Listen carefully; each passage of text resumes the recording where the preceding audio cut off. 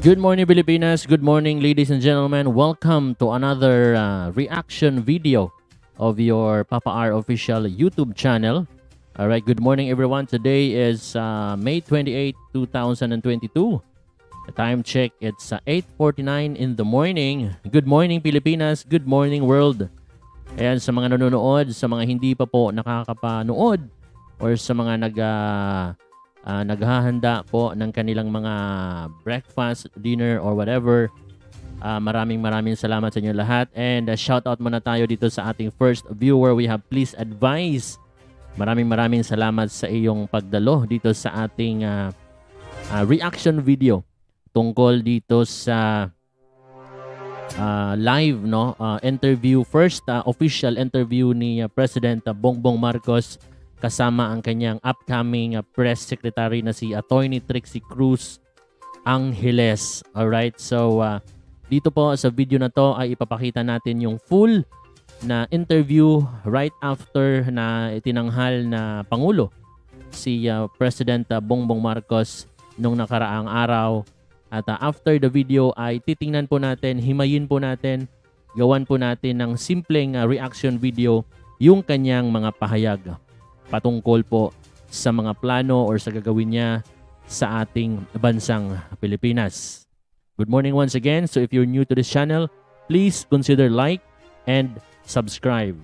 So let's get down to the video and we will do our reaction later on after the full interview. Stand by.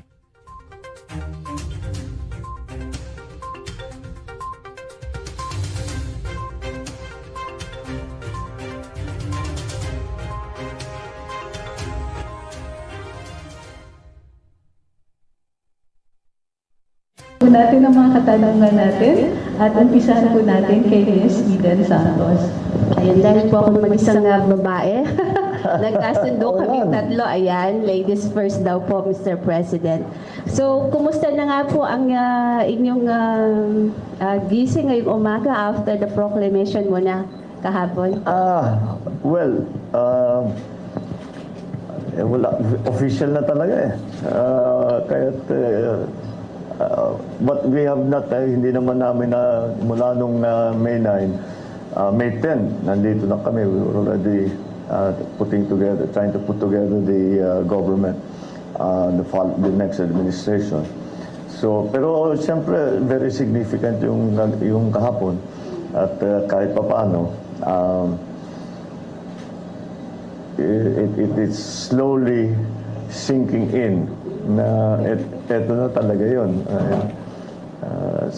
But anyway, it also became productive because nakausap ko na yung mga legislators natin at sinasabi ko na sa kanila, ito yung mga dapat natin gawin, ito yung mga hihingiin ko sa inyo. I think I'm hoping there will be a honeymoon period na maging maliwanag at maging maganda at maayos ang relationship, cooperation between the legislature, the executive, and of course the judiciary. So that's what we spoke about at length. After naiwan pa ako dun ng mga 3 oras kasi nag-uusap na kami tungkol diyan. So it's all very well commemorated. Of course, it's all very exciting to actually hear the proclamation of the Senate President and the Speaker for both myself and for our incoming Vice President, Sara Duterte. But we immediately went to work because there's a great deal to be done. So, yeah, nasa pawang kaagad yung whatever, if you want to call it celebration, commemoration, napunta kaagad sa trabaho. But that's natural because talagang in our view, ang daming gagawin. So we have to get it done. I really want to hit the ground running on the beginning of the term. I also would like to have a very clear understanding between all of the cabinet secretaries, and the legislature. Very clear understanding of what we're going to be trying to do, the timetable that we're giving ourselves, do it in, the deadlines that we have to put, so that we don't waste any time. So yes, it was very exciting. It really brought home the fact that we won this election, and I will be president.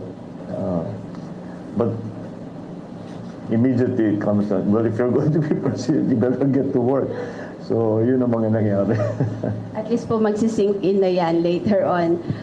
Before proceeding po dun sa formal interview namin, gusto lang po namin i-congratulate kayo. Ayan, congratulations po. Thank you. And Mr. President, how would you like to be addressed po by our Filipino people? Para mas, yung name calling ba, kumbaga, at para mas madaling matandaan? I think lilitaw na lang at lilitaw. I don't know. PBBM? Okay na yun? That will work. I was SBBM when I was in the Senate. So yeah, I think that will work. Kilala na ako ngayon. Kilala na ako, especially in the pub because of the campaign na BBM. So maybe that's the logical way to go. So, PBBM na po. Ano na po, tuloy ko na lang. Begin with the economy. Yeah, yan. Ano po yung magiging first order of the day po ninyo since kayo na po ay proclaimed as the 17th President of the Republic of the Philippines? Well, the first priority is always going to be the economy. And that's why we have been very, very careful in choosing the economic team. It's still down to jobs, to the increasing prices of commodities, some relief for the business community. We have to streamline the operations of government, which immediately brings us to digital and IT and digital communication para maging mas maganda ang patakbo. And also it will be better for the Philippines for the simple reason that the rest, when we deal with other countries, everybody else is digitized. Tayo lang ang medyo naiwanan. So it will make quicker. Ganun ang negosyo ngayon eh. Ganun ang investment ngayon. Kailangan talaga digitize. So those are the immediate things because those are the things that I think we can immediately enforce. But the things we spoke about during the campaign, hindi pang kampanya lang yan. We really need to do something about. We need to find help for our MSMEs. We really have to create once again the value chain for agriculture. Education needs a lot of. I'm so happy that Vice President Sara has decided to take on that job. It's not a small job. Sa education to increase, and of course the infrastructure development continues. So these are the things that we can immediately go on. That's why I'm using the time between now and the 1st of July to plan, to talk to everybody and say maging maliwanag ang plano para nakakaintindihan tayo lahat. Ito yung dapat natin gagawin. So I guess on the 1st of July, we will have a cabinet meeting immediately just to, everybody knows naman sa mga kinukuha naman namin, magkakilala na yan, they worked together before in their different areas. So, but the important thing is to be very clear amongst ourselves, in the cabinet, and with the public as well, that this is the directions that we are taking. This is how we plan to do it. We will engage with certain agencies, with the private sector, with citizens, NGOs even, to move the thing forward. So I think we've made a good start in the last, since May 9, last 3 weeks, 2 weeks, 2.5 weeks. I think we've made a good start. There's still a long way to go, but I think we've made a good start already. The most important thing for me is to get the right people in the right place. Meron na po ba tayong economic teams na... Oh, I'm glad you asked that. I think it would be appropriate to say that I will be nominating our BSP President Ben Jokno for the position of Secretary of Finance. He has already agreed, nag-usap kami, and he has agreed. His place in the BSP will be taken by Philip Medalla, who is going to be who will take on his unexpired term, which lasts until yung term talaga ng BSP president hanggang is in this case is until July. So at the very least he will be there. I have asked Fred Pascual to head the DTI, and he has agreed. We talk about the economic team, and maybe normally we don't consider this department part of it, but it is going to be part of it. I am intending to nominate Manny Bunuan for Department of Public Works and Highways. He has spent almost his entire professional life in the DPWH.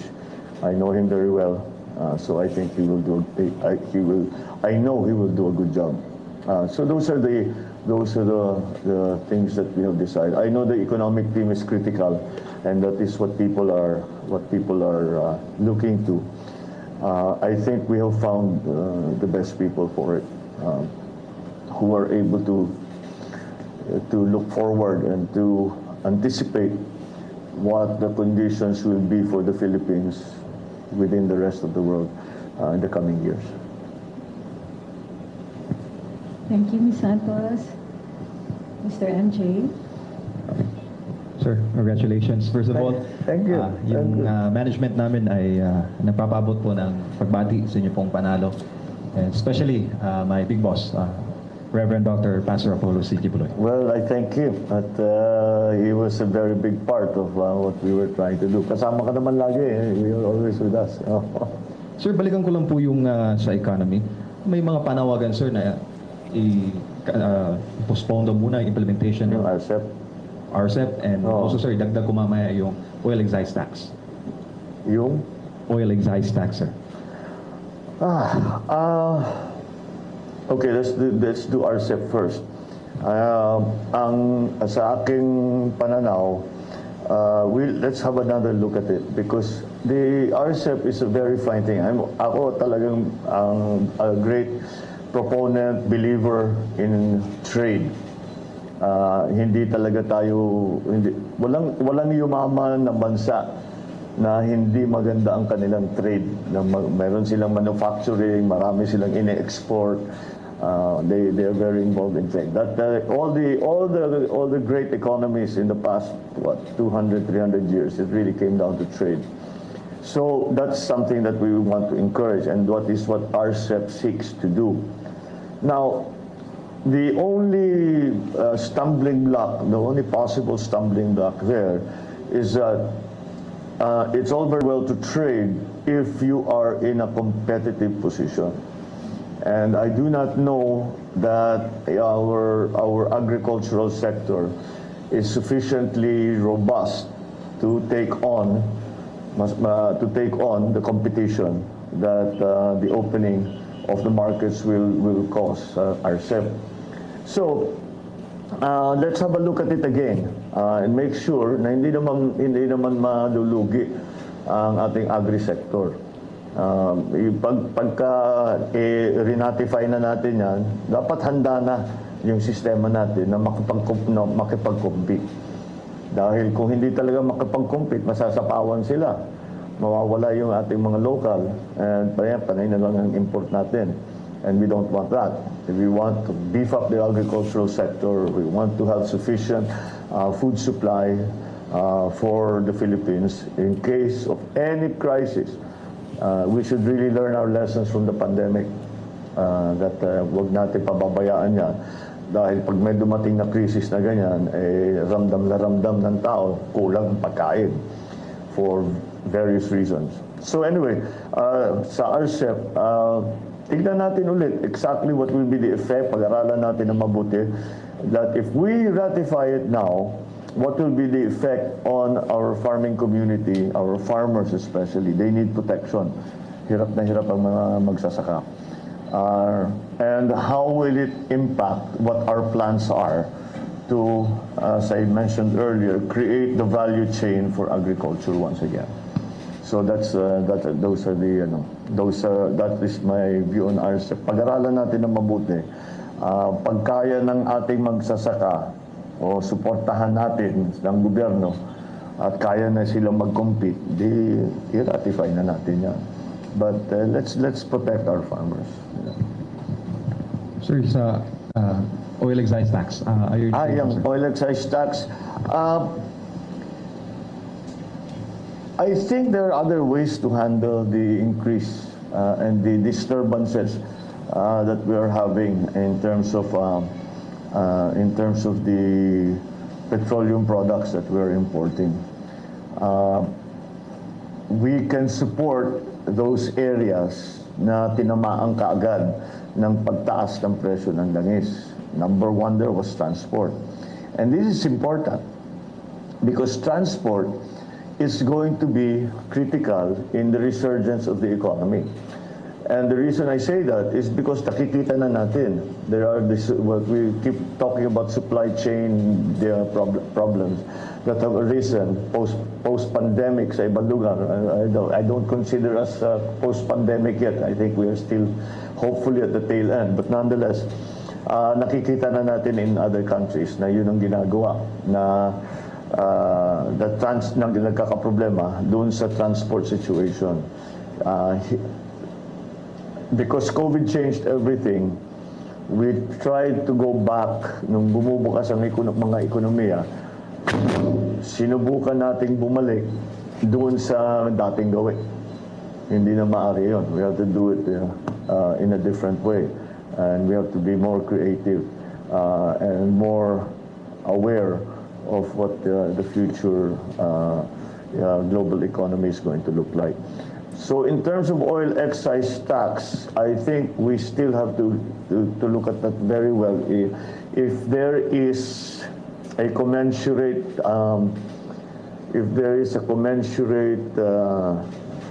return to somehow deferring the collection of the excise tax, what will be siyempre, the government needs the money. Mahirap ang gobyerno sa pondo ngayon. The government needs the money. Pero kung talagang makikita naman, may ano naman yan eh.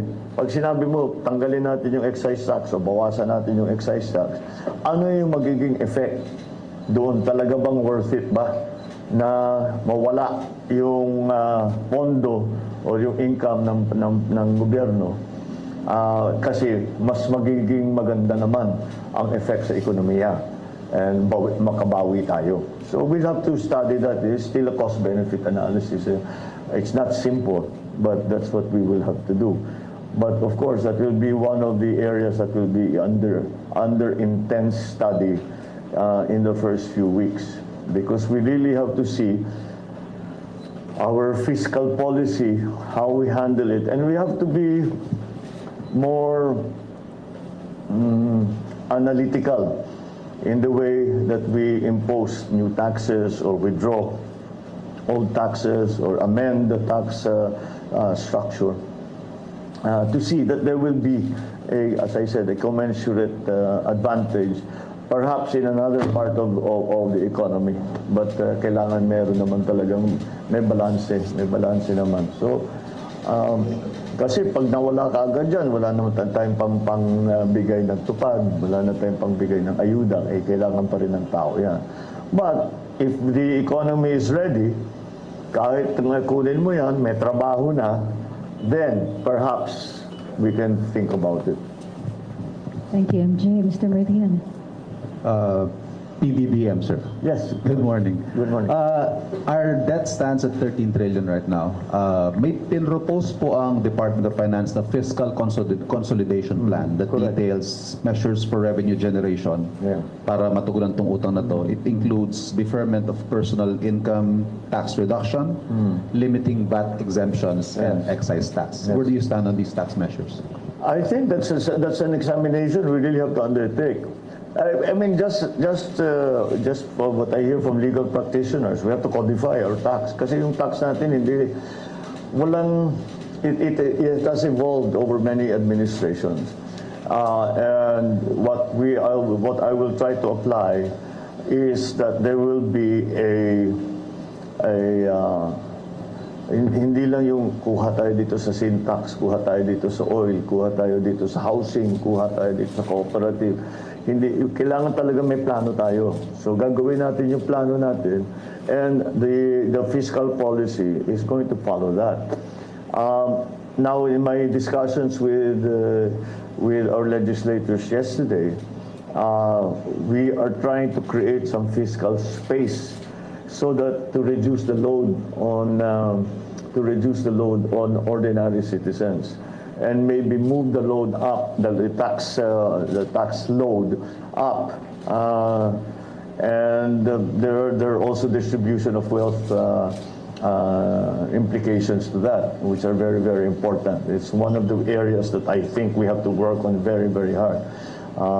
The distribution of wealth into the Philippines has not been very equitable.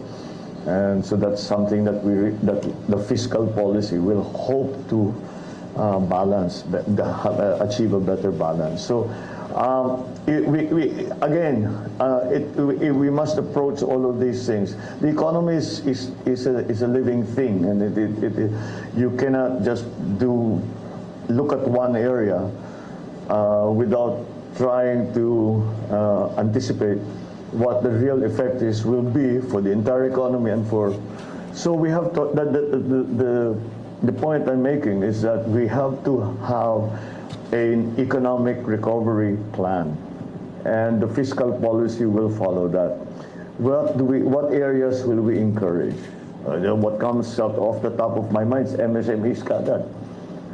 Bawasan na natin, or we give them a holiday, tax amnesty, tax holiday. We're studying that now, because that's the only way that I can see. We do microfinancing even in the private sector. We want them to come back because 62% of our employees are in MSMEs.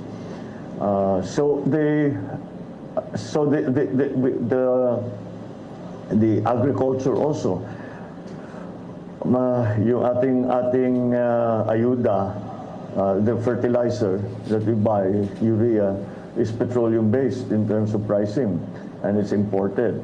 And it has gotten to such a severe situation that there are farmers now who just don't plant.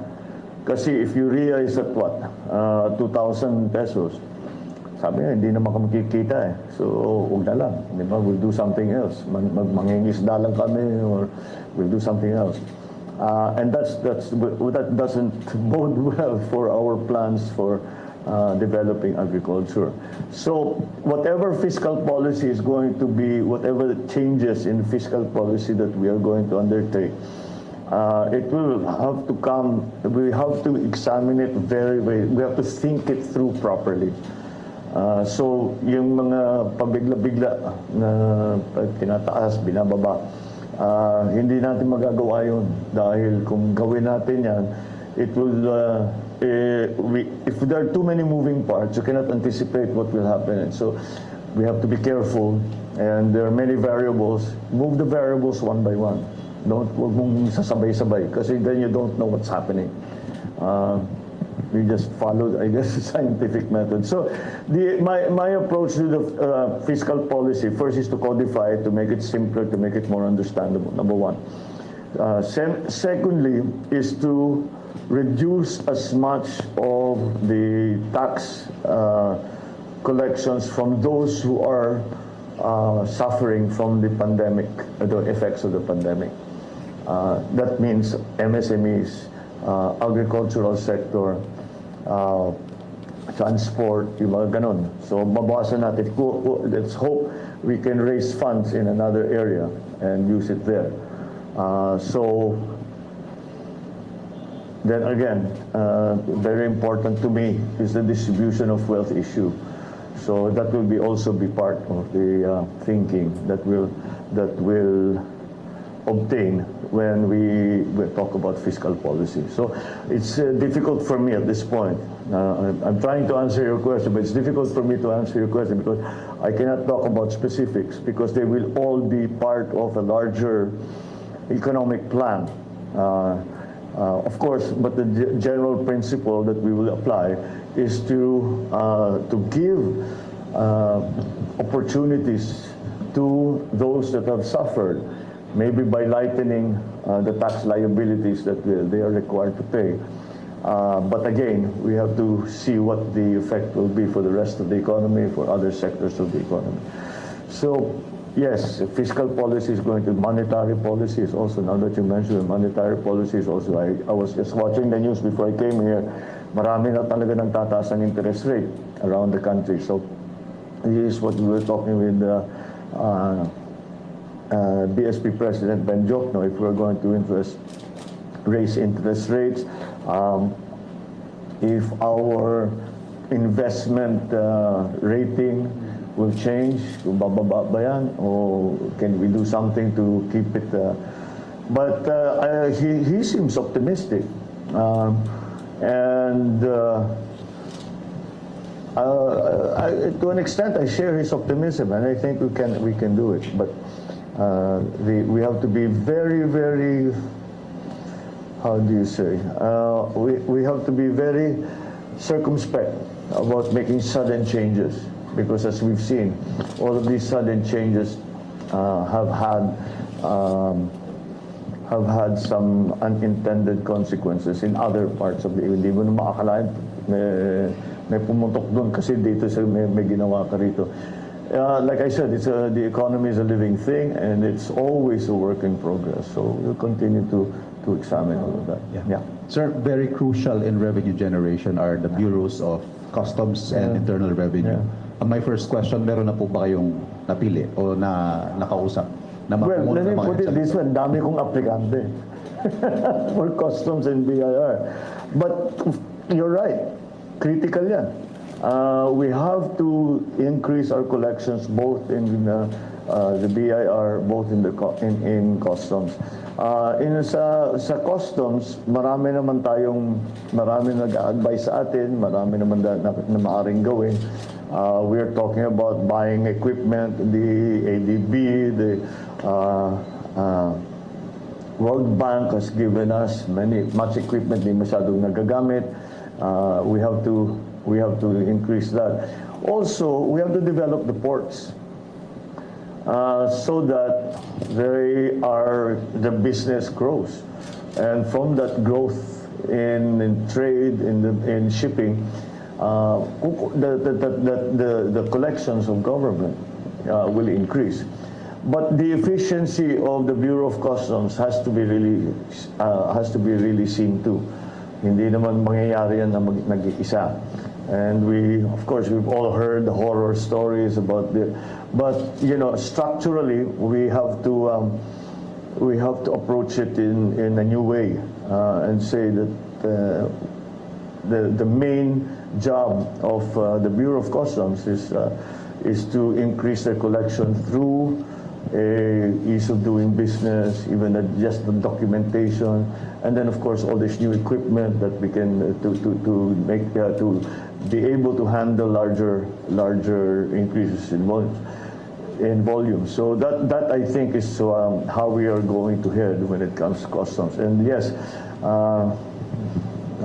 I have had many applications to head the Bureau of Customs, but I'm sure we will find the right people. I have a fairly good idea of who has been able to show performance. And the BIR, ganun din.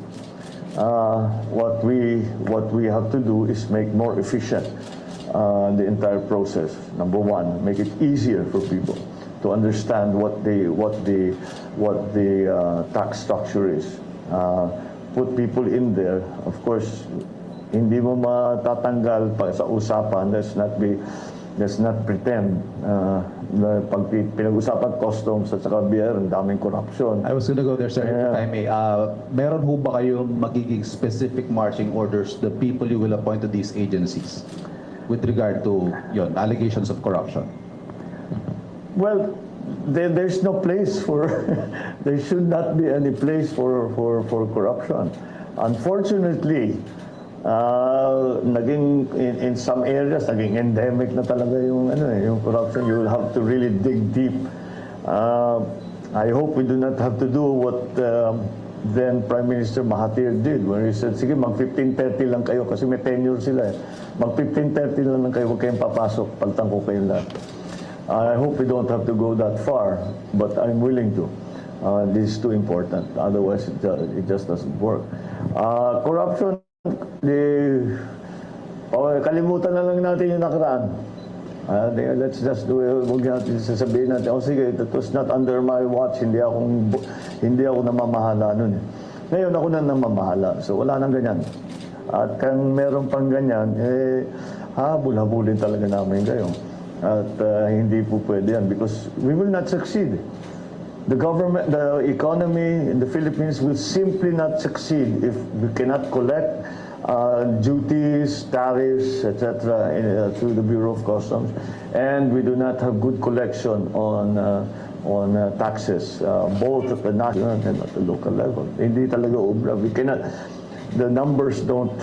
The numbers don't match. So that's why it is very, very important, and we have to, at the very least, reduce the corrosive influence of corruption in government as a general rule. Ms. Eden, on appointments.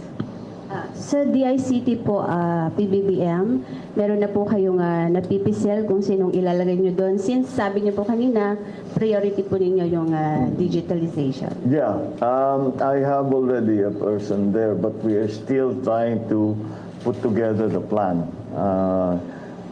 Siguro within this week, pwede na namin. Kasi inaayos pa lang namin. Kailangan kasi para sa akin, bago pa tayo mag-nominate, maliwanag na kung ano yung kailangan namin gawin. At kung paano gagawin, ano yung timetable. So yun ang nililiwanag ko pa naman sa ngayon. It really is at this stage, the ICT, it's technical. Ano ba yung kaya natin gawin? Where's the technology now? Who can help us with the technology? So we're trying to figure that out. Because yung digitalization affects every single agency in government, both national and local. And until we do it, yung efficiencies natin, yun, corruption na naman ng maraming sources of abuse. And certainly, yung ease of doing business lang. Yung tao naman, hindi naman dapat papupuntay ng 20 opisina. You spend 3 days para makuha lang mga pirma na lalapit-lapitan pa ng mga fixer, na kailangan tanggalin natin lahat yun. So, and digitalization will be key to achieve that. So, let us lay it out first between ourselves, and then I will explain to you soon. What the role the DICT is expected to play and how it will do it, and who will be in that department. Doon lang po sa ito yung pinaka-concern ng ating mga mamamayan, yung napabalita na po na maibababa sa 20 pesos ang kada kilo ng bigas. That's the aspiration. Paano po natin yung gagawin po dito? Ibubuhin natin yung value chain na pinag-uusapan ko sa Kausap ko na yung ibang trader. Baka pwede nating i-hold ng ilang buwan yung presyo ngayon. I think we'll be able to do it as a first step. But in the long term, we really have to fix our value chain. That's the only way. Ngayon, ang nagiging problema, one of the problems that is popping up in agriculture, yung edad ng ating mga magsasaka. I'm sure you've all seen the statistics. It's 56, 57, whatever. But that's not the good number. That's too high a number. And unfortunately, ang mga farmer mismo nagsasabi sa kanilang mga anak, huwag kang mag-farming, ang hirap ng buhay na ito. Mag-aral na lang kayo, magtrabaho kayo sa opisina. Kaya kami naghihirap dito para hindi nyo na kailangan gawin ito. And that's why young people are not coming into agriculture. Now, how do we change that? We must employ new technologies. It has to be industrial farming. It has to be, ang dami naman bago. Especially with the advent of global warming. Nakita niyo ba itong taon na ito? Naintindihan niyo ba yung weather? Kung kailan yung tag-araw, kailan yung tag-ulan. Sinasabi ng pag-asa sa atin, tag-araw ngayon, pero panay naman ang ulan. Sinasabi nila, tag-ulan na, hindi naman umuulan. So, talagang masyado nang magulo. That's why we need high-tech solutions. And that will bring younger people in. Because we're not talking anymore about traditional farming only. Of course, you will still have to put seeds into the ground. But marami ng bagong technologies that are developed by younger people. And so they can get involved in agriculture again. Like I said, COVID changed everything. We cannot depend on the old system. We cannot depend on on business as usual. That would be a disaster. If the pre-pandemic world is never coming back.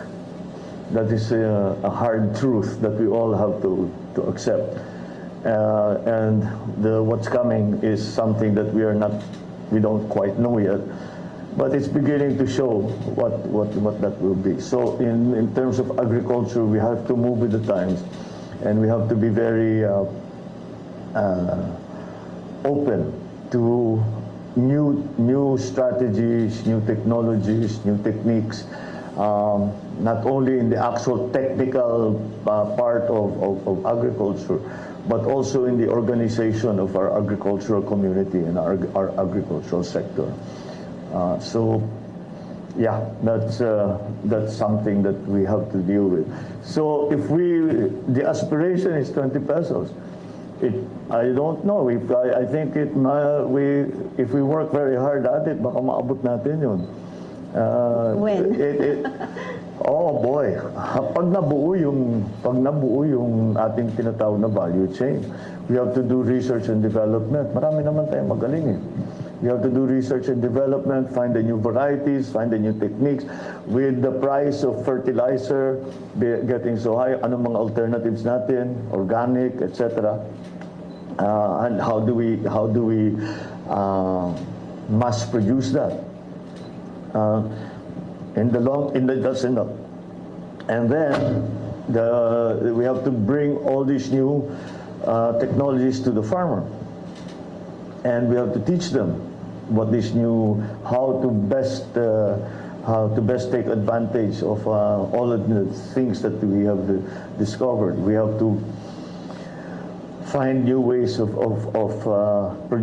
production. And agriculture pinag-uusapan, hindi lang bigas yan eh. Hindi lang crops yan eh. Fisheries yan at saka livestock. So lahat yan kailangan natin tignan. And in mind, you should always keep in mind, there must be sufficient food supply. Kailangan may sapat na bigas, kasi yan ang ating we have to also look at protein. Siyempre, livestock, fisheries. Hindi lang naman iisa yan. So, that has to be developed. Now, the good thing about that is that for the Philippines, we don't have to reinvent the wheel. Marami naman tayong pupuntahan na magpaturo tayo. Ang nasakit lang dyan is these are the people that studied in UPLB. Na ngayon pupunta natin, paano ba yung pinakabago, pinakamaganda? Yan yung mga nasa IRI noon, nasa field rice. Bumalik na, umuwi na, and they're making a success of agriculture. But, whatever it takes, we will do it. Thank you, Ms. Eden. And Jerry, if you have no more questions on appointments, you can go to food prices. Appointments lang, sir. Balikan ko lang. Sige. Magkakaroon ba ng special assistant to the president na position, and who will it might be? Well, that actually is an existing position already. Special assistant, yes. Well, I suppose we can already, we've asked Congressman Anton Lagdameo to fill that position. Yeah, because it's very sensitive and very important in the sense that we have we've known each other since he was a child. Hindi na ako child noon, pero since he was young. So he knows me very well. He has been with us, working with me for past 10 years, mga ganon. So in terms of the working relationship, and then, between the two of us, siguro we've already found the modus vivendi. So that should be an easy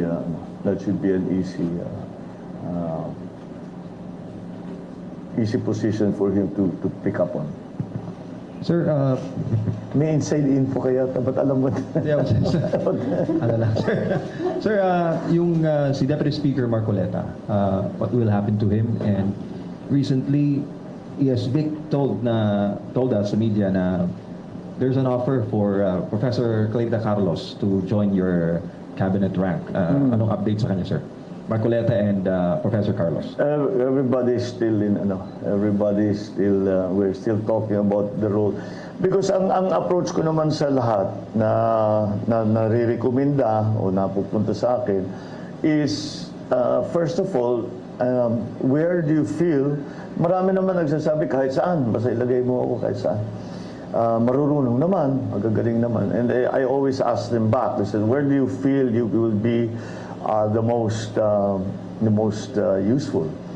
And so all of that, si Kadante Marcoleta, I asked him the same question, and I'm waiting for his answer. But definitely, with his legal prowess, I think that he will be of great use to us. Now, I understand that in his particular situation, meron pa siyang opportunity mag-congressman. Oo, dun sa party list. So, he will have to decide that. That's his decision to make. So, pag-uusapan namin ulit. The professora, we've been in consultation with her and asking her. And again, it's the same question. Where do you feel that you will be the most help? And again, we're waiting for that answer because alam naman natin na marunong naman si professora. Siya at least especially in terms of foreign policy and international politics, talaga maraming maitutulong. Solgen, sir. Sino ang Solgen mo? Sorry? Solicitor General. Sa? Solgen. OSG. Which one? Solicitor General, sir. Social welfare. Office of the Solicitor General. Solgen. Oh, okay. Hindi ko naintindihan. Okay. Marami din eh. Ang daming magagaling. We are lucky in that marami nga na who are some of the legal luminaries have expressed their willingness to join the government, and that's one of the offices that we're talking about. That's going to be very important. I'll talk to. We will. Hindi pa finalized. Hindi pa finalized ang sino magsusol dyan. Do you have a question on food prices? Matapos na tayo. Okay. Isa ho sa mga immediate problema nga harapin ng inyong administrasyon ay ang sinasabing food crisis ng Department of Agriculture. In fact, just this week, laman po ng balita yung kakulangan sa patatas. And then, ang sabi ng Philippine Chamber of Agriculture and Food, maaring last quarter po ng taong ito ay maramdaman natin ang husto itong food shortage dahil sa taas ng presyo ng fertilizer, farm inputs, mataas na presyo ng trigo. Ano ho ang inyong mga concrete plans para masiguro ang sapat at abot kayang pagkain sa lahat ng Pilipino? We have to just increase production and baka mapilitan pa rin tayo mag-import. The importation was forced on us because our production, the problem is that the production was not sufficient. Since the production was not sufficient, to keep the prices down to an affordable level, we have to import. And nasa crisis tayo, we're in an emergency situation. So we may have to continue to do that. But in my view, not only for import substitution, I think we really have to help the agricultural sector. In the immediate future, yung mga inputs, kailangan nating tignan what can the government do to support the inputs. The biggest component now is urea. And again, exactly as you mentioned, 2,000 pesos, hindi nila kaya talaga. So maybe there is a way that we can come to an agreement with some other countries, not to buy in bulk or to somehow defer payment, all of these things that we will have to do because it's a crisis. So we have to bring down the price of inputs if we are going to increase production. But we cannot just look at, again, business as usual. We have to really find new ways of growing food. We have to find new ways of for the livestock. We have to find new ways of fisheries, both coastal and inland. There are many opportunities there. So I think that's something that we must pursue. But again, as I told you, in the immediate future, we have to support the farmers, and the problems with the inputs now we cannot change immediately. But immediately, what we can do, as I said, is to find sourcing of the inputs that again we'll have to import. I mean, it hurts to say it. It hurts to think it, but we are in an emergency. Napabayaan talagang agri. May pondo po ba tayo para sa pag-aangkat? Sa pag-aangkat? I think we'll be able to do it. Hindi naging maliit na bagay yung gera sa Ukraine. Because doon tayo hindi yung wheat na sinasabi, hindi yung problema yung para sa tinapay, yung wheat sa fields. Yun ang nagiging problema natin. So these are events that are completely beyond our control. So we have to find other ways. So can we import somewhere else? Can we make an arrangement somewhere else? Like we did with oil in the 70s. Na kinausap natin yung mga oil producers. And sinabi natin, bigyan nyo naman kami ng magandang option. And we will have to do that in the meantime for the agricultural inputs. Pero kailangan talagang paspasan lahat yung mga research and development, lahat ng yung sistema ng pautang. I think that's one of the areas that we really want to look at. Unfortunately, Land Bank has converted itself not into an agricultural bank anymore. It really operates as a commercial bank. So maybe we can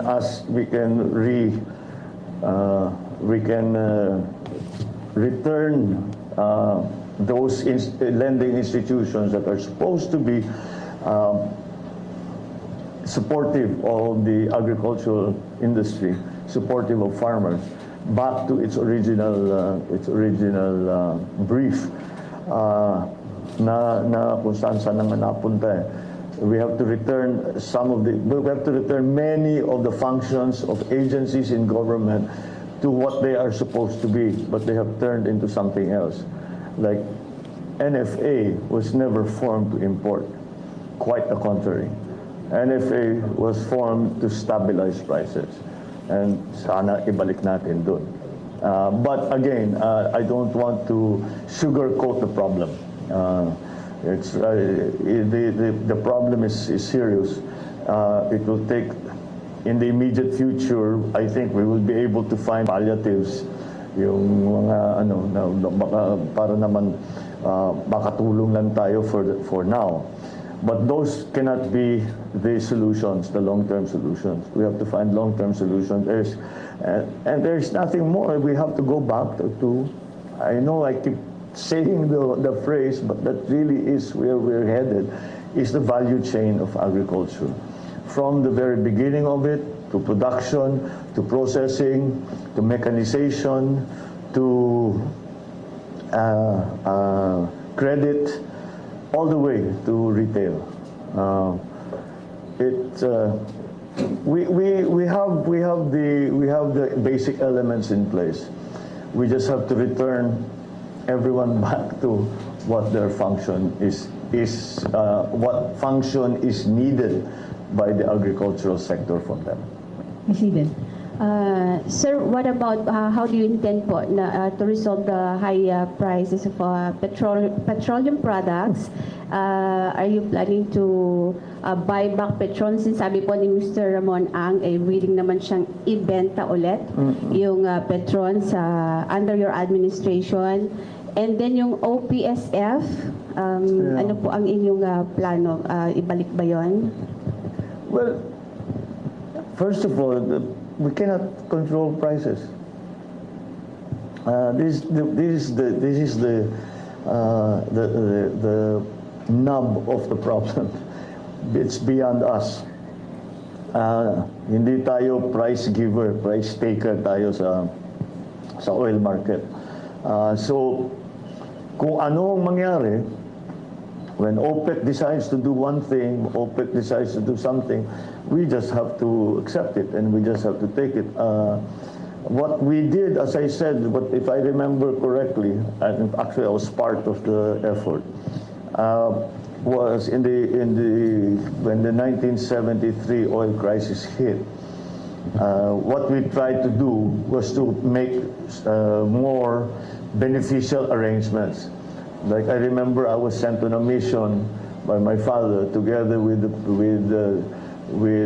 then Secretary Velasco of Energy, and we discussed with Saudi Arabia and all the other oil-producing countries that we buy oil from to lengthen the payback period from, I think it was 90 days to 180 days. And we were able to manage that, which medyo talagang naging mas maganda ang sitwasyon, because also we were very worried at that time of our foreign reserves.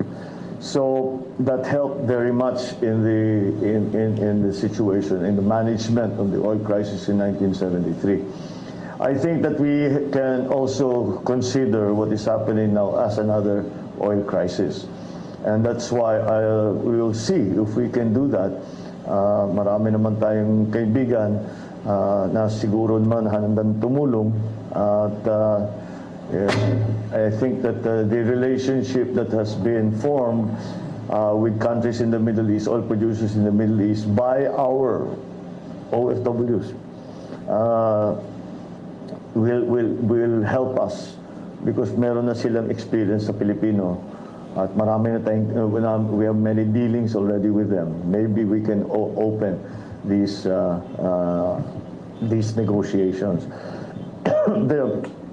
And on the ground here, again, I was at the very beginning, even before Ukraine, we were watching the oil and gas prices just going up and up and up and up.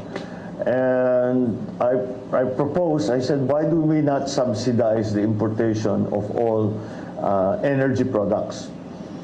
And we did the numbers, and the truth of the matter is we cannot afford it. We cannot do that. So we have to choose the sectors. I've mentioned transport before. Is one, because it's the first hit, but of course, you know, pag pinag-usapan na presyo ng langis ay naapektuhan lahat. But I think we will just have to choose the areas that we can support, that we can afford to support, because of course we'd like to support all of them, but as I said, we cannot afford it. So we will have to find different ways, a more focused approach doon sa mga talagang na malaki ang component ng kanilang cost of doing business, malaki ang component ng presyo ng langis. Iba-iba naman yan sa iba't ibang sektor. And then also there's a time element to all of this na yung iba tinamaan na kaagad. Yung iba baka 6 months down the road pa, baka meron pa tayong saka na natin, huwag na muna natin i-prioritize yun. Dito na muna tayo sa tinamaan na. So, and then kasama dyan sa analysis na yan, sino ba talaga yung kailangan natin para buhayin natin ang ekonomiya. So, mag-focus din tayo doon. Baka doon tayo tutulong para bumulusok ang economic activity doon sa area para matulungan ang ating economic recovery. Right. This is our last round. We have time for only 2 more questions, Oh, Mr. that was fast. Yes. Extend natin, sir. If you want. Sir, sa kuryente, ERC Chair De Banadera nagsuggest na tanggalin daw sana po ninyo ang 12% VAT on the generation charge at ang buwisan is yung distribution charge lang para bumaba po yung singil sa kuryente. Your thoughts on that, sir? That's one of the things we're looking at. Meron talagang pwedeng in each even on the spot market, in the transmission charge, there are areas that pwede pa nating ibaba. So again, I've been talking to some of the producers, yung ating sa energy production side natin. Willing naman sila, naintindihan naman nila that this is an emergency situation. And of course, you mentioned now the ERC, we have to be very strict in enforcing IPIRA. But beyond that, we also have to look at possible amendments to IPIRA. Dahil medyo na-outdated na yung ibang provisions sa IPIRA. Kasi nagbago na yung sistema. Just the division between production, transmission, and distribution, that was IPIRA was supposed to take care of that. Pero iba yung nangyari.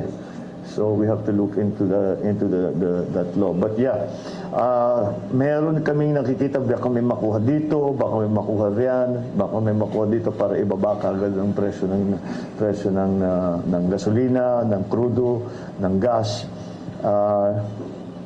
The problem is, kasi ang production side naman natin when it comes to energy, it's more or less in line with the rest of the world. So it's in the system. There are problems that are inherent in the system, the way it has evolved. So kailangan talaga natin balikan. And the key there will be IPIRA. And we already have a team doing just that, looking to see where we can reduce the price of petroleum goods, number one. And what changes we have to make in terms of legislation, in terms of policy, to make the whole system more efficient. Despite the fact that the prices of oil keep going up, we may there is the other issue when it comes to energy, in that we have made commitments internationally to reduce our dependence on, first of all, coal, and to replace it with renewables. But when we first tried to do that, right after COP26, if you remember, the whole world tried to do it, wala palang kapalit yung coal. Hindi pa ready yung renewables. So, tignan natin yun. We have to also determine the mix of renewables. The renewables to traditional. Diyan na pumapasok ang usapan ng nuclear. Because if you look at statistics, look at it, tanggalin muna natin yung mga politika. Tingnan natin talaga ang data. Nuclear remains to be the cleanest and cheapest way to produce energy. The problem is that the lead time for any power plant, not only nuclear, is minimum yata 5 years. So matagal yan. So in the transition, we have to find another source, a cleaner source of energy. So maybe gas. will be the transition. Yung gas is cleaner than coal. It is as clean as it's going to get. But until we are able to sufficiently increase our power production through renewables, we have to find the pantawid from purely traditional to the new mix of renewables and traditional. So energy is hard. Talaga, ako aminin ko sa inyo, energy is hard. We really the world situation, the local situation, the way that we have evolved our systems, it can be quite complicated. So we have to really come up with some good strategies there. But in general, we have begun to see areas where that may potential na dyan tayo kukuha, may baba natin ang presyo ng singil sa kuryente. Okay? Last question. Yeah, sir, on foreign policy. Okay. Yung may patuloy po mga reports ng incursions, even spying sa internal waters ng Pilipinas. Ano ho ang magiging position ninyo with regard to asserting our sovereignty in the region? What is your position on the arbitral ruling, and how will you enforce it? Well, in terms of sovereignty, there is no wiggle room there. Our sovereignty is sacred, and we will not compromise it in any way. We are a sovereign nation with a functioning government, so that we do not need to be told by anyone how to run our own country. So that's essentially sovereignty, self-determined in the Philippines. So again, there is no room for negotiation there. It is sacred and inviolable. So that is my approach to Philippine sovereignty. I have already said this before, considering in the West Philippine Sea that there have been these conflicts. We will not allow a single square, and we even make it smaller, a single square millimeter of our maritime, coastal, and up to our 200 kilometers rights to be trampled upon. And how do we do this? We strengthen our. We are talking when let's not traipse around it. We're talking about China. And how do we do that? We talk to China consistently with a firm voice. And we say that hindi naman natin pwedeng girahin. At ang gusto ba natin gawin, manggigera pa tayo ngayon, papasok pa tayo sa gera. That's the last thing we need right now. So we have to continue to discuss with them the conflicting claims that we have with China and that China has with other members of ASEAN. And I think ASEAN is still going to be a very critical part of that discussion, of that. But nonetheless, we also have to continue to pursue bilateral contact and communication with China. In fact, this is what I mentioned when I spoke to President Xi. When he called me to congratulate me on winning the election. I immediately went and I said that we have to continue to talk about this. We cannot be allowed to. This cannot be allowed to fester and to become more severe in terms of a problem between our two countries. So that's why in foreign policy, the Americans now, of course, have a very strong global interest, strategic interest in the region with the rise of China and their view that the West Philippine Sea is a critical part of the trade routes which it is. And that's why it's so important. Trade routes for shipping in the region. So we are a small player amongst very large giants in terms of geopolitics. So we have to ply our own way. I've said it before, I'll say it again. I do not subscribe to the old thinking of the Cold War, where we had the spheres of influence, where you were under the Soviet Union or you were under the United States. I think that we have to just find an independent foreign policy where we are friends with everyone. It's the only way. The closest part of China to my province, Ilocos Norte, is 600 kilometers away. We have to be good neighbors, and we ask them to be good neighbors to us as well. It is of mutual benefit to our countries. Now, the role that the United States is going to play, well, we define that role very simply.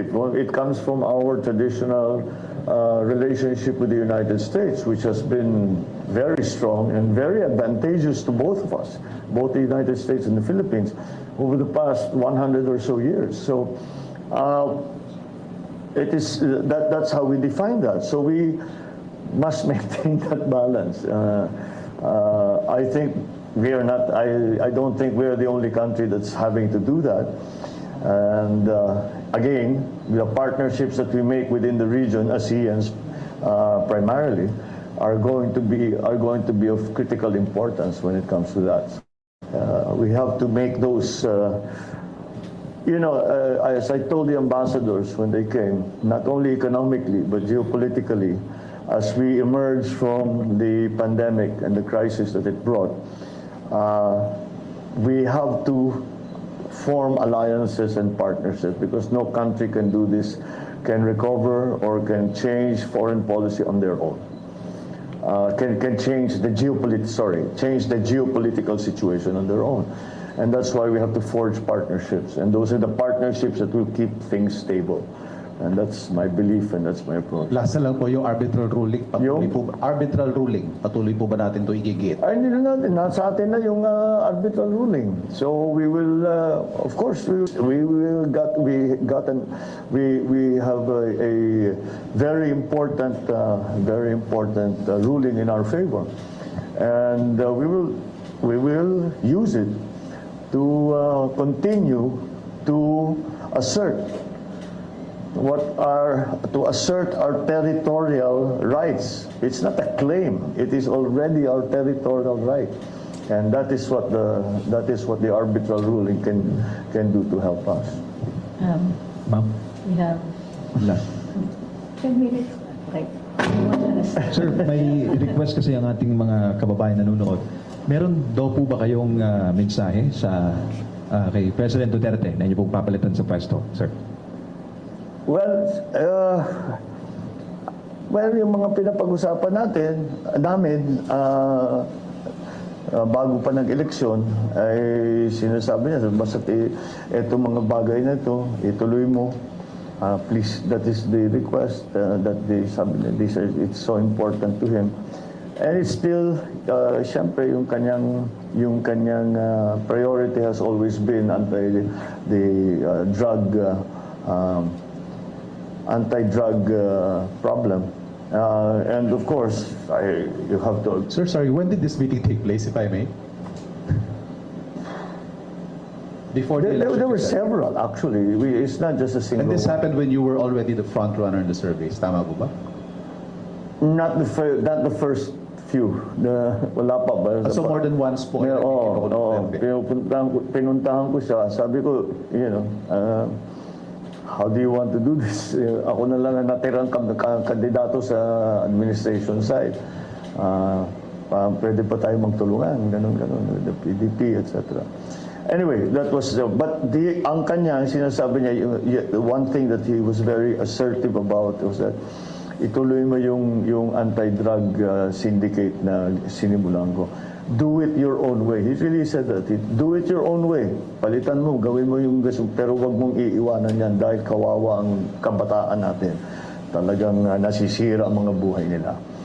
So that I fully appreciate what he said. And of course, the drug problem in the country continues to be a problem, and so we must continue to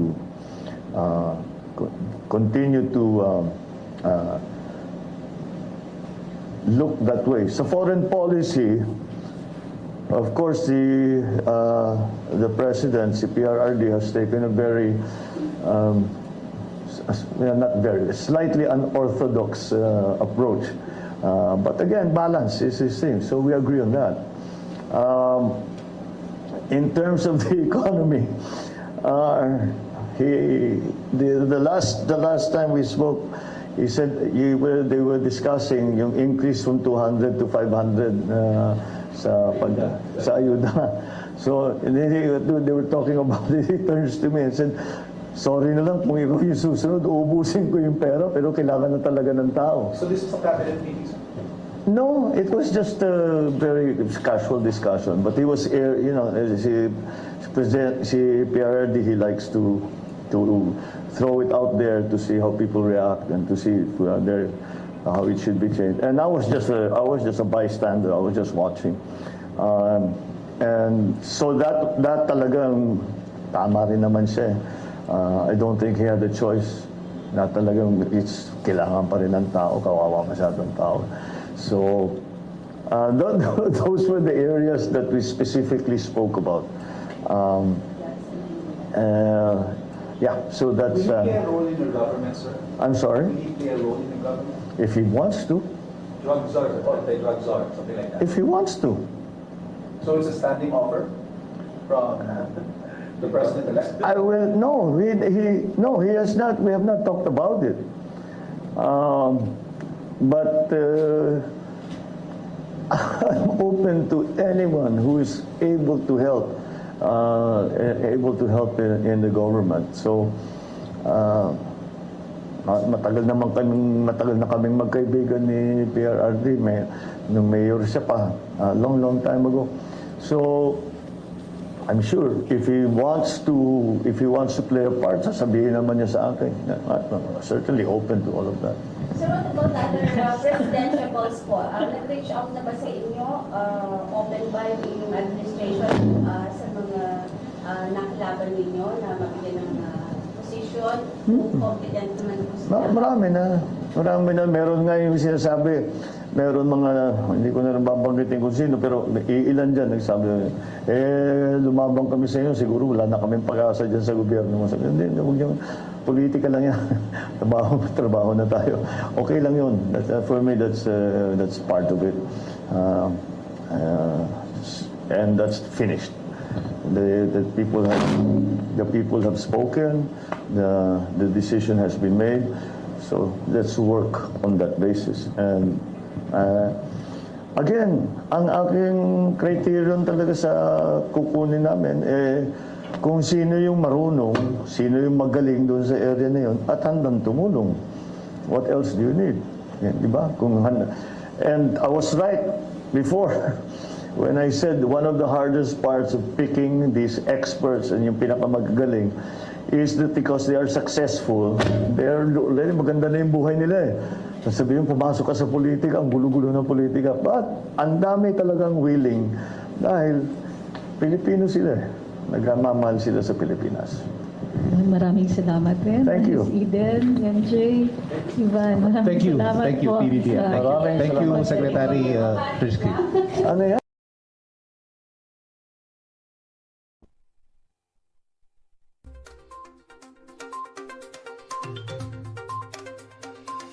Inyo pong natunghayan ang buong panayam ni President-elect Bongbong Marcos last a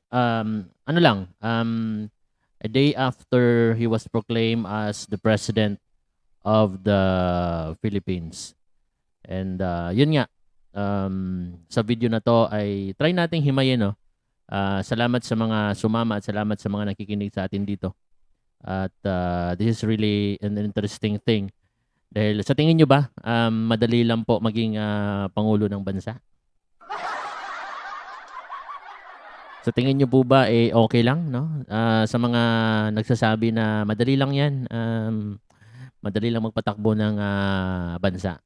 Alright, so sa nakita natin, sa napakinggan natin sa isang oras na panayam or official na statement ni President-elect BBM para po sa bayan, masasabi po natin na mahirap po maging isang presidente. Mahirap po maging isang pangulo.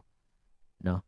And it takes a lot of strength, courage para po magampanan lahat ng mga kailangang gampanan para po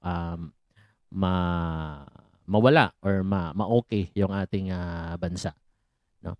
So, first thing lang, doon sa kanyang interview, sa kanyang panayam, sa kanyang mensahe, ay meron lang akong mga na-take note, no, na mga area na kung saan ay meron siyang immediate na plano, which is yun nga, yung economy natin, economic revision or buhayin yung economy natin dahil nga talaga naman lugmok tayo sa kahirapan. So dapat lang na ipagpatuloy yung pag-revive po ng ating economy.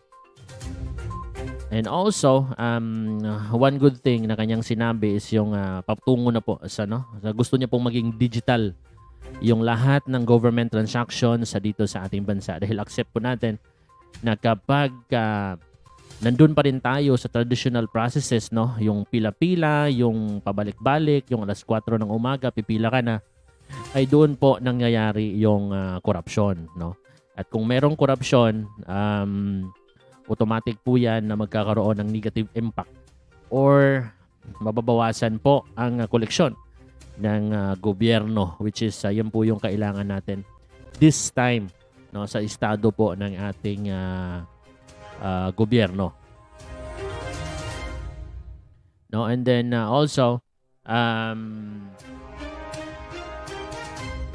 binigyang diin din po niya yung importansya ng edukasyon na kung saan ang ating Vice President na si Sara Duterte will be the Secretary of Education, na kung saan ay may mga plano na strengthen din yung education system dito sa ating bansa dahil medyo napag-iiwanan na daw po tayo compared sa ibang bansa.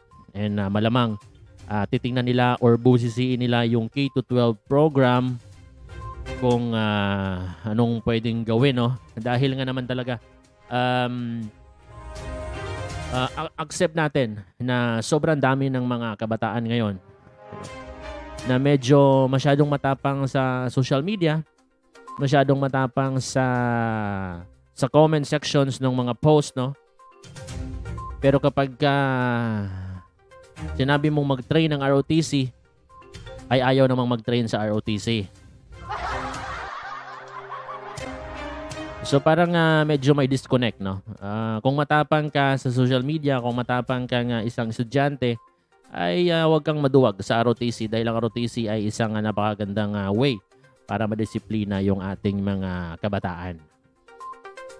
And also good thing din po sa kanyang sinabi, sa kanyang interview, ay yung infrastructure continuity, no? Dito na po natin papasok kung ipagpatuloy ba niya yung build program ni Pangulong Duterte, na kung saan binigyan din niya sa kanyang interview na he is willing to continue the infrastructure program of the current government. Dahil yan naman talaga yung isa sa magiging sanhi, no, para po sa pag-unlad ng ekonomiya. Tandaan po natin na kapag meron tayong mga infrastructure project like mga build programs, it creates a lot of jobs. No, it creates a lot of jobs and opportunities. Pag merong trabaho, meron pong medyo magandang buhay yung ating mamamayang Pilipino. No. And also, doon po sa kanyang marami po akong mga kakilala na kung saan ay binigyang diin nila yung 20 pesos na rice value, no? As a matter of fact, right after the election, sabi nila 20 pesos na daw yung presyo ng bigas, no? Sabi pa nga nila, kung ikaw ay bumoto kay BBM, naniniwala ka ba talagang 20 pesos, magiging 20 pesos yung kilo ng bigas? Now, sa akin naman, personally, I vote for BBM not because of the 20 pesos rice. No? Bumoto ako kay BBM dahil alam ko yung ambisyon. No, tama siya na yung 20 pesos na rice increase ay isang price ng bigas ay ambisyon or hope, which is sino ba naman yung ayaw ng 20 pesos na price increase? And he is right in his thing na sabi niya ay tutukan muna or revisit muna yung value chain. Ano ba yung value chain? Marami tong nababasa nito. Yung value chain po, ayan po yung cost ng pag-produce ng isang product. From fertilizers, from farming, from lahat ho ng mga gamit na kailangan mo form part ng value chain. Kung mahal yan, syempre mahal yung produkto. Now, he is willing to bring down the cost of the rice kapag naayos yung value chain. And also, sa kanyang, sa kanyang first marching order na mag-create talaga ng economic team. Itong economic team, ito yung pinakaunang team na kinikreate ng isang bagong halal na pangulo dahil ito yung critical na parte, no? And as a matter of fact, a lot of business sectors like the Philippine Chamber of Commerce and Industry ay natuwa and masaya sila sa naging choices, no, ni President Bongbong Marcos sa magiging economic team ng kanyang administrasyon. Kasama dyan si upcoming Department of Finance Ben Jokno na isa naman talagang batikang government official, no, sa mga sa nakaraang sa administrasyon ni Pangulong Duterte. Si Ben Jokno ay naging budget secretary, naging BSP, and then now sa administrasyon naman ni Bongbong Marcos, siya yung magiging head ng Department of Finance. Also kasama niya din sa NEDA, no, si Arsenio Balikasan, also sa Bangko Sentral ng Pilipinas ay si Felipe Medalla, at sa DTI ay si Alfredo Pascual. Lahat ng uyan ay natuwa ang Philippine Chamber of Commerce and Industry, isa sa pinakamalaking grupo ng mga investors at mga businessman dito sa ating bansa.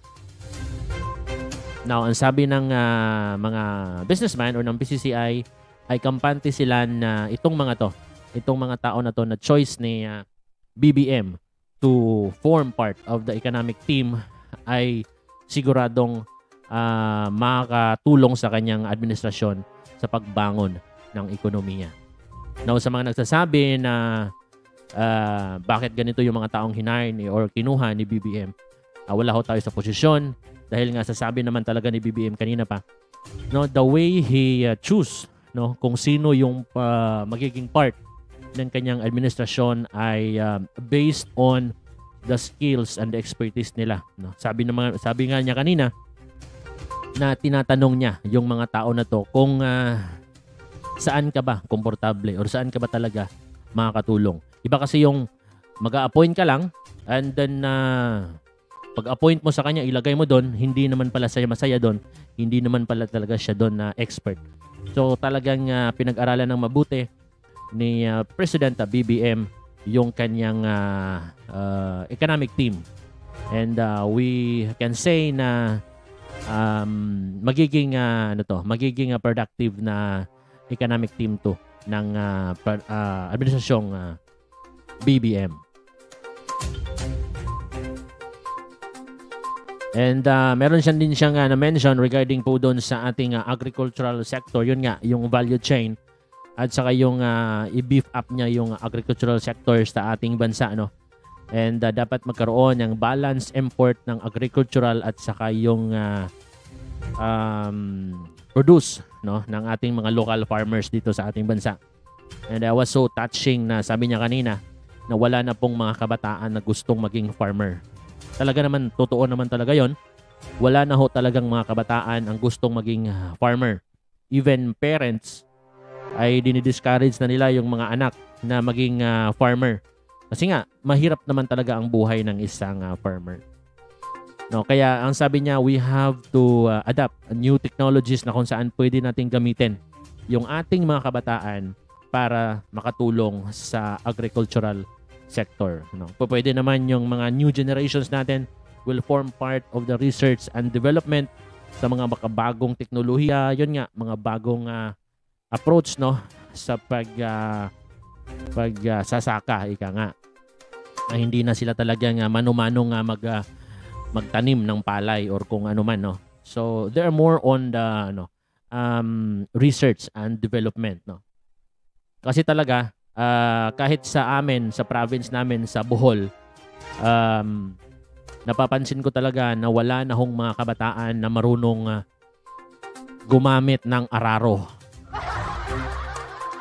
Wala na hong kabataan na gustong magkaroon ng putik ang mga kamay.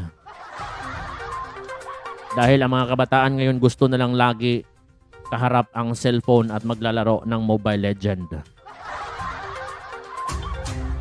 And it's sad to note that dito sa ating bansa na kinoconsider natin na yung mga farmers yung pinakamahirap sa antas ng pamumuhay dito sa ating bansa. Pero sa ibang bansa, ang mga farmers ay sila yung pinakamataas na antas no sa industriya sa kanilang bansa. Sila yung pinakamamayayaman, yung mga farmers doon. Dito sa atin, ang mga farmers, ang mga mahihirap talaga. Kawawang-kawawa. Sila po yung bumubuhay sa lahat ng Pilipino sa atin, which is dapat ho natin silang i-beef up. Yeah, sabi ni President-elect Bongbong Marcos, tulungan yung ating agricultural sector, ayusin yung value chain at ayusin yung import, no? Kasi sa ngayon ay we will rely on imports dahil nga medyo hindi pa ho ganun kaganda yung ating produksyon. With regards naman sa kanyang sinabi sa utang, no, ng ating bansa, na he is considering ay gagawa ng isang fiscal policy and monetary policy para po sa ating hinaharap na worldwide na utang. And also naman sa question on sa parte naman ng revenue collection, yung BIR at yung customs, sabi niya ay kailangan i-develop yung ating ports, no, airport and yung seaports natin dahil doon kasi yung papasok, no, doon papasok yung mga revenue collections ng ating bansa. When it comes naman sa korupsyon sa BOC, alam po niya yon at alam niya na yung korupsyon sa Pilipinas ay endemic na, no, parang normal na lang. And dahil nga siguro sa komplikadong mga papeles o komplikadong mga processes ng ating bürokrasiya, kaya nagkakaroon tayo ng mga ganitong klaseng korupsyon. Now, he is considering the implementation of a ease of doing business law. Sa mga hindi pa po nakaalam kung ano yung ease of doing business law, ito po yung batas na ipinasa ni Senador Mig Zubiri sa utos po ni Pangulong Duterte na pasimplihin ang lahat ng mga proseso ng government clearances, permits, or whatever. Last time na when I tried, kung ako yung nagpa-process ng mga dokumento doon sa may siyudad ng Mandaue, I am happy because napaka-digital, no, na online lahat ng processes doon at mabilis. Not unlike before na talagang aabutin ka talaga ng madaling araw sa pagbabayad ng iyong business tax every year. Ngayon napaka-efficient na po ng Mandaue Business Processing Licensing Office. As a matter of fact, dito din sa Cebu or siguro sa mga ibang lugar, medyo ganun na yung tema. That is part of the ease of doing business law. No, kasi nga tama naman, mahirap naman talaga yung pabalik-balik ka sa isang opisina para lang kumuha ka ng papeles. So might as well magbayad ka na lang, no? Kaya yun nga, pag magbabayad ka at lalapitan ka na ng fixers, doon na mangyayari yung mga korupsyon.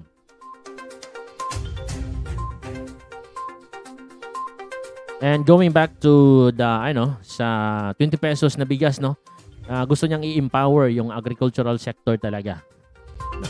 Sabi nga niya kanina na kung kaya man i-lower down natin yung pride natin, na dati kasi ang Pilipinas yung mga nagtuturo ng mga neighboring Asian countries natin when it comes to farming. Sila yung tayo yung nagtitrain sa kanila. Ngayon, mangyayari is lunukin natin yung pride.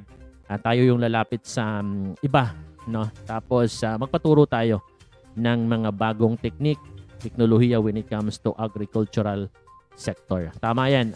I agree with that. Na-research ko yan na during the time of President Marcos, ang Pilipinas ay isa sa pinaka well-known na nagtuturo kung paano po magtanim ng palay or yung farming, no?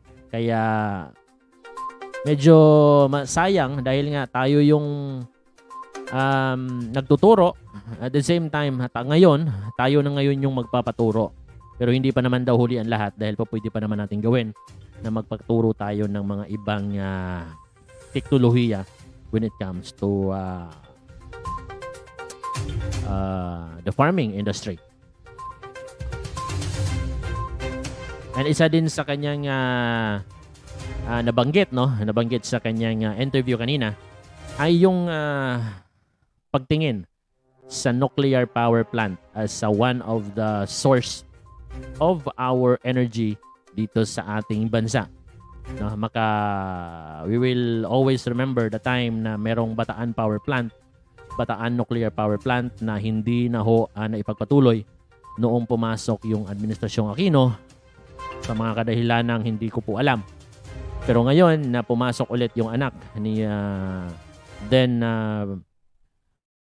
Marcos, BBM is eyeing for the revival of the nuclear power plant. Pero more on siya ngayon? More on mix, no? Mix yung gusto niyang mangyari. Like there's a renewable energy and as well as yung traditional energy. You know? And also yung gas. Yun yung tinitingnan niya. Mix yung magiging approach niya when it comes to our sources of energy. And reiterate niya na yung nuclear power plant is one of the cheapest and the cleanest way to produce an energy. Yun nga lang, medyo may katagalan tayo bago tayo makakuha ng full operational nuclear power plant. It will take you 5 years to 6 years para magiging okay. As a matter of fact, Department of Energy yesterday, a few days ago, kinonfirm na meron na tayong mga position papers when it comes to the nuclear power plant. And then, ang sabi nga ni senatorial aspirant before, as Atty Larry Gadon, ay yung nuclear power plant, posible naman dito sa Pilipinas. When it comes sa lindol naman, ang lahat na ho daw ng mga bagyo at lindol ay dumaan na sa Pilipinas, pero yung Bataan nuclear power plant ay nakatindig pa rin hanggang sa ngayon. And then last night, nakita ko sa isang balita, merong expert when it comes to nuclear power plant na kung posible bang gawin dito sa Pilipinas. Posible naman pala siyang gawin. Yun nga lang, kailangan talaga ng matinding pag-aaral when it comes to the nuclear power plant. Now, kapag yung nuclear power plant ay magiging operational na sa ating bansa, asahan natin na magkaroon tayo ng other source of energy na mas mura at mas malinis. Kaya we will expect and i-pray natin na magkaroon ng efficient nuclear power plant yung bansang Pilipinas para magkaroon tayo ng cheap and affordable energy dito sa ating bansa. At isa din sa aspeto ng kanyang interview ay yung foreign policy. Yung West Philippine Sea, yung arbitral ruling. Ang sabi niya is yung sovereignty ng Pilipinas is sacred and cannot be compromised, and our sovereignty is self-determined. Ibig sabihin, No room for negotiations with that. Atin ang West Philippine Sea and atin ang arbitral ruling. Ang gagawin lang natin ay strengthen our relationship with China with a firm voice. Ibig sabihin nun, ipaalala natin sa China na West Philippine Sea is ours. No? And then by that, gusto niya magkaroon ng bilateral agreement between China and Philippines in discussing the conflicting issues doon sa arbitral ruling. Tama yon. Ano ba ang ayaw ng China doon sa desisyon at ano ba ang ayaw ng Pilipinas doon sa desisyon. By that, pwede silang mag-come up ng agreement on how to deal with the West Philippine Sea issue. Ang sabi nga niya, na Philippine ay isa sa pinakamaliit na parang kuto lang tayo dyan sa West Philippine Sea issues. Ang may malaking interest talaga dyan ay yung United States of America dahil ang West Philippine Sea ay isang trade route, no? Which is composes, lahat yan ay dumadaan yung trade, no? Yung komersyo. Ang Amerika ho, ang malaki ang vested interest over dyan.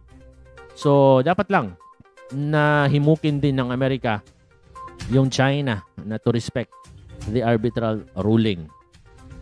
Sabi nga niya, ayaw niyang makipaggera and war is the last option when it comes to this, no? So, lahat ng mga paraan ay pwede niyang gawin.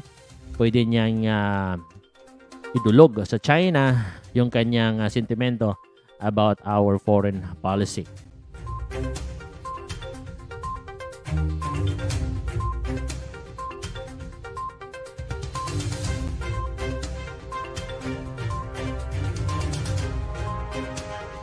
And on the issue naman doon sa kanyang may napipisil or may kumakalat na video regarding doon sa interview niya na to, na may cut video na about doon sa Solgen question. Actually, nakita ko yun sa TikTok na parang na-slice up yung yung parang ipinapalabas nila yung si BBM ay parang wala sa sarili nung in-interview na to dahil parang naglo-loading siya when it comes to tinanong siya sa Solgen.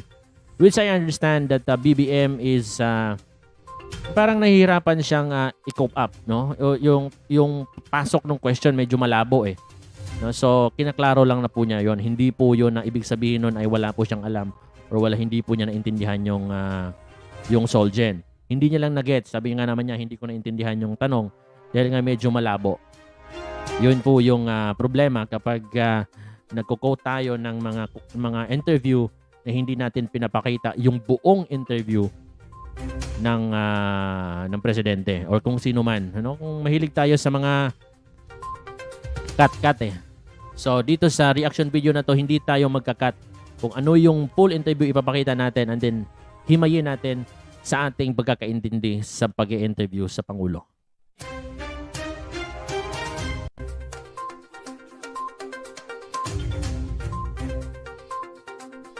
And isa din po sa kanyang marching order ay yung food security. Again, yung food security relation po yan doon sa strengthen yung ating agricultural sector. Wala po tayong food security kapag hindi po tayo nag-increase ng production. And sad to say na we have to rely on imports of this time. Dahil hindi pa po naaayos yung ating production sa ating agrikultura.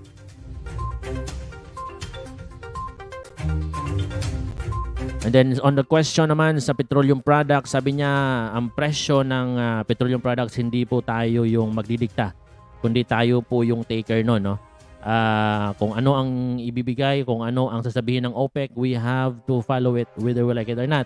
Dahil hindi ho tayo oil producer, hindi tayo price giver, sabi niya. Ang sabi niya ay tayo ay price taker. So, hindi po tayo pwedeng mag-control ng presyo. Kaya kung ano yung presyo ngayon sa pandaigdigang merkado ng petroleum products, yan po ay ating tatanggapin. Pikit mata na lang.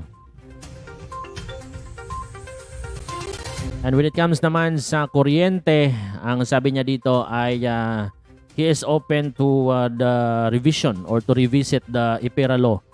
Medyo outdated na daw yon at gusto niyang baguhin or i-revise yung mga some other provisions doon sa IPIRA law para magiging applicable sa current state ng ating panahon.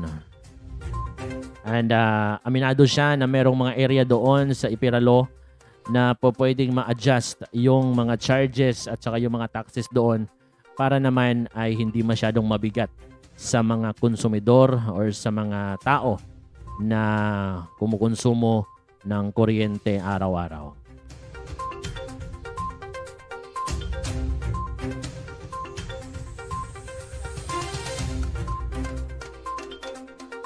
On the issue naman of the sabi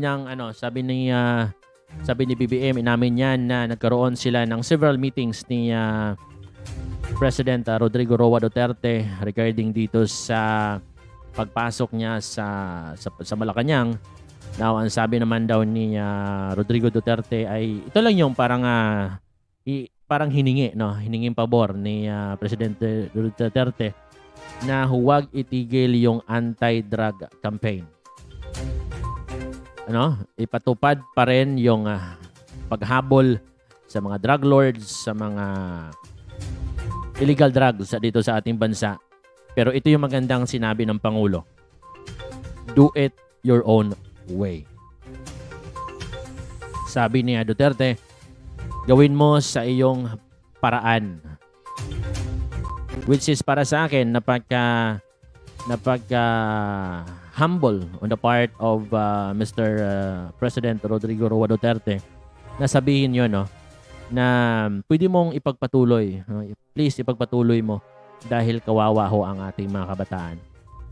Isipin natin na yun yung marching order ni Pangulong Duterte bago siya naging Pangulo at hanggang ngayon yun pa rin yung kanyang pangako at protektahan yung ating mga kabataan laban sa illegal drugs. At we will expect that the incoming administration of President Bongbong Marcos will continue the war on drugs on a different scale na sinabi na do it on your own way.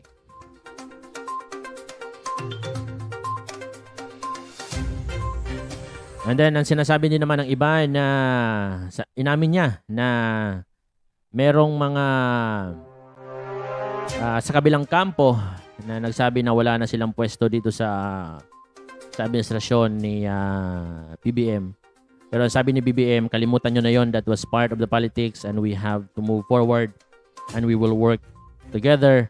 At ang sabi niya, he is open to offer positions doon sa kanyang mga nakatunggaling presidential or sa mga naging kalaban sa politika sa nagkaraang eleksyon. He is willing to give them the chance to be part of the administration.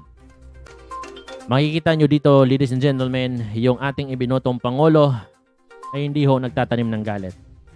Hindi ho nagtatanim ng sama ng loob dahil hindi naman ho natin lingid sa ating kalaman na tumakbo siya sa pagiging Pangulo ay lahat ho ng mga pikos, lahat ho ng mga negative campaigning ay ginawa ng kanyang kalaban at hindi ho siya umimik. Tinanggap niya lahat yon dahil alam niya na it is part of the politics.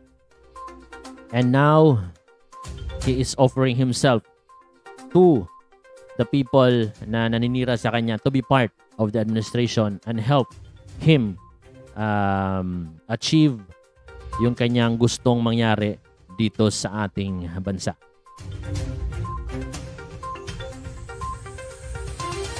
So basically, yan po yung ating pag-intindi, no? Pagkaintindi dito sa naging isang oras na panayam ni Atty Trixie Cruz Angeles sa kanyang upcoming press secretary kay President Bongbong Marcos. Yan po yung aking personal na naintindihan as a Filipino. Yan po yung aking napakinggan. Kaya po isinare ko po sa inyo kung ano po yung sa akin ay nagtatak sa akin, which is yung reviving the economy, yung foreign policy, yung food security, at saka strengthen the campaign against corruption in the bureaucracy of the government.